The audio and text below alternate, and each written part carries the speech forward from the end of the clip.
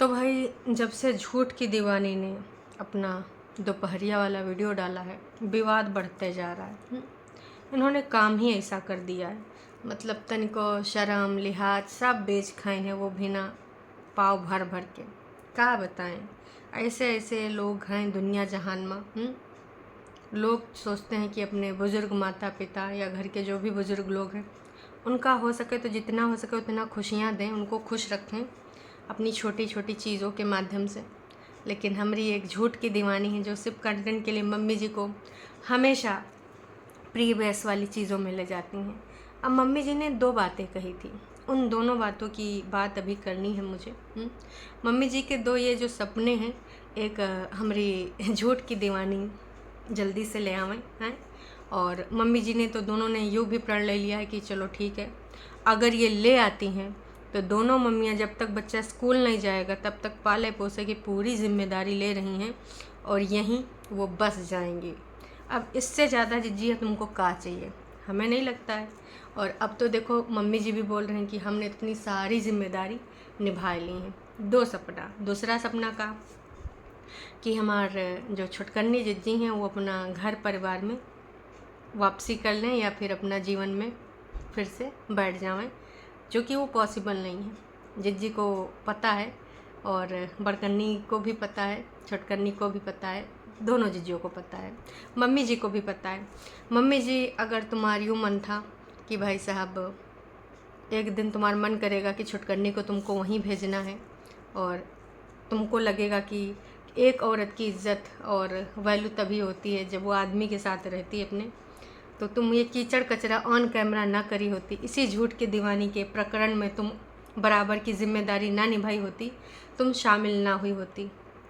आज तुम बोलती हो कि बस तुमको 2 ही चीज़ है कि भाई एक तो तुम्हारी बिटिया की ज़िंदगानी बस जावे और वो फिर से ना अपना घर बार संभाल ले, जो कि काश कि तुम लोगों ने बहुत पहले सोचा होता। नो डाउट गलतियाँ उधर से भी हैं, लेकिन ज़्यादातर किसकी हैं कितनी हैं वो दिख रही हैं।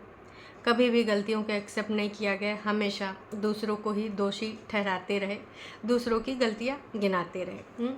खैर उस मुद्दे को तो छोड़ देते हैं, कितने दिनों से हम उस मुद्दे पे बातचीत करते आए हैं। अब तो कोर्ट कचहरी पुलिस थाना ही उनका आखिरी उपाय करेगा, और उसके बाद भी अगर उस जवाब से वो सेटिस्फाई नहीं होंगे तो भाई जैसा कि इंडिपेंडेंट जज जी ने बोला था कि हाई कोर्ट, सुप्रीम कोर्ट और न जाने कौन कौन से कोर्ट जाएंगी, तो आगे उनका जो भी डिसीज़न होगा भाई वो दोबारा अप्लाई करेंगी या नहीं करेंगी वो उनका सबका है। पर अभी मम्मी जी से मुझे एक वार्तालाप करनी है। वो वार्तालाप यही है कि देखिए मम्मी जी, अगर वाकई में आप चाहते हैं कि झूठ की दीवानी अब इस समय ना यूँ लेके आए जाए, क्योंकि उधर सब्सक्राइबर लिखे पड़े हैं जिज्जी प्रेग्नेंट है, अब तमाम टरू वाले तो ढोलक वोलक बजावे लाग, सोहर वर फिर से गावे लाग। वैसे ये प्रक्रिया न जाने कितनी बार अनगिनत बार हो चुकी है। हमारी जिज्जी अक्सर बीमार हो जाती है और कुछ ऐसे रिएक्ट करती है कि जैसे कुछ ऐसा दाल में काला। तो अब जनता जनार्दन को फिर से लगने लगा है, क्योंकि लगातार मम्मियाँ सिर्फ बच्चे की ही बात कर रही हैं। कड़ा भी ले आई हैं, बच्चा होगा तो वो पहनेगा। अब इतनी सारी तैयारी, तो का वाकई में कोई ऐसी है खुशखबरी? भाई जनता जनार्दन सवाल उठा रही है, जनता जनार्दन आया कि पूछ रही है।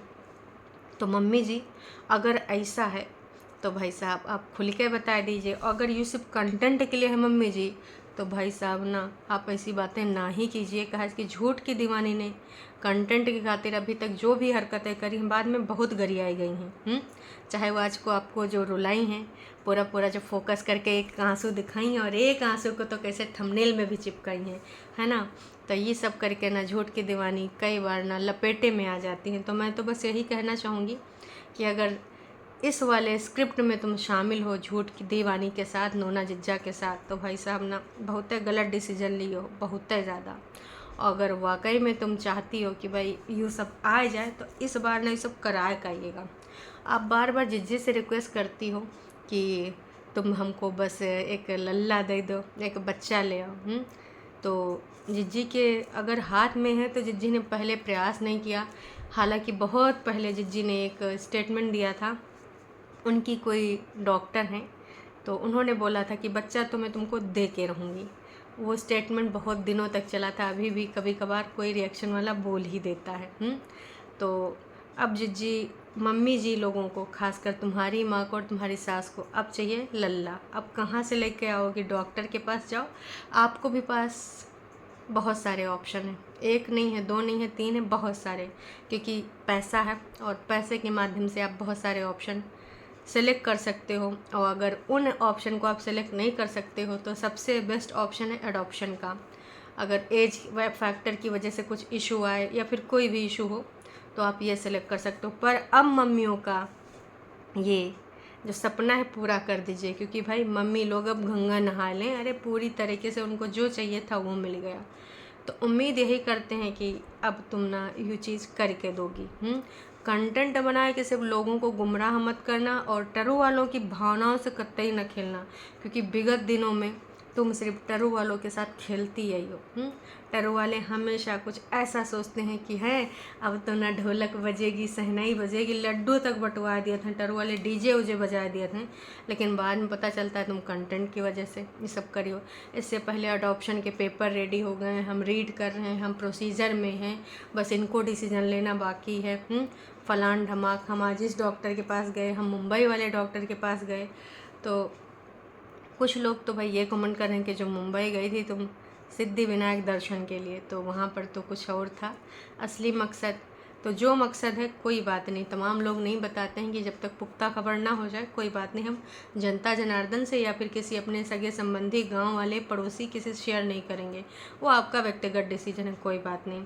पर यू कंटेंट नहीं होना चाहिए, ये सवार ना लल्ला या लल्ली होने चाहिए, मतलब सिड का भाई या बहन हैं, ताकि दोनों ना भाई एक साथ खेलें। और मम्मी जी लोगन का जो सपना है ये तुम पूरा कर सकती हो। मम्मी जी लोगन का जो इतना इमोशनल करी हो आज यू कंटेंट बनाने के खातिर। और जो तुमने कहानी सुनवाई है ना भाई साहब का तारीफ़ें करवाती, बीच बीच में कट लगाए। खैर समझ में आता है, बस मम्मी जिससे यही कहना चाहेंगे, ठीक है ये तुमको बहुत ज़्यादा प्राण प्यारी हैं और इनसे तुम्हारा ज़्यादा अटैचमेंट है, पर छुटकन्नी को तुम झुआ के तरह न मूंद दो हैं। छुटकन्नी भी ना इतना ज़्यादा करी से, जब ये 7 फेरा लेके 2014-15 में चली गई थी अपनी ससुरारी, छुटकन्नी तब से और अभी तक संभाली हर तरीके से। उसका कभी भी आप योगदान नहीं गिनाती हैं, उसका कभी भी सराहना नहीं करती हैं, बस एक टूक बोल देती हैं कि उनकी वैल्यू अलग है, इनकी वैल्यू अलग है, उसकी सिचुएशन अलग है। इतने दिनों में का उसने कुछ नहीं किया जो आप गिना सकें। इसकी तो तारीफ़ें इतनी कर देती हैं कि पुल बांध देती हैं भाई साहब। मैं इससे करीब है, वैसे करीब है, कॉल करके पूछती है। हाँ, और बग्गे के बारे में क्या बोल रही हैं कि ठीक है रिश्ते नाते सब संभाले, जैसे उसके पापा संभालिन था और सारे रिश्तेदारों से बनाए के भी रखा है, लेकिन ज़िद्दी है, अपनी ही ज़िद का करता है। अच्छा तो भाई देखिए, नाराज़ होके ही आई हैं, सबक सिखाने के लिए ही आई हैं, लेकिन भाई साहब ये सब ऐसे करने से वो ना सबक सीखेगा और आपकी नाराज़गी दूर हो या ना, ये तो मैं नहीं बता सकती, पर वो सबक ऐसे नहीं सीखने वाला। अब ज़िद्दी है, तुम्हारे सबके इशारन पे चले तो ठीक है, और इशारन पे ना चले तो भाई साहब ज़िद्दी है, वो अपनी दुनिया जहान की चीज़ें ना करे। अभी उनका 1 साल भी नहीं हो, विगत कुछ महीने हुए, उसके चेहरे का नूर तक उड़ गया है। लोग कहने लगे हैं कि डार्क सर्कल का कुछ इलाज करो, उधर जाती तो कितना चहचहाती है, इधर आती है तो भैया भूजा पापड़ बन जाती है। तो भाई साहब लोग ना कहेंगे ना, सवाल उठाएंगे ना, तुम लोग सिर्फ अपना अपना समय याद कर लेते हो। उसका टाइम जो गोल्डन चल रहा है उसको तुम लोग सिल्वर बनाने पर, सिल्वर का जी पीतल तांबा बनाने पर तुले हो। तो ये सब अच्छी हरकतें नहीं हैं, बस यही कहना चाहूँगी।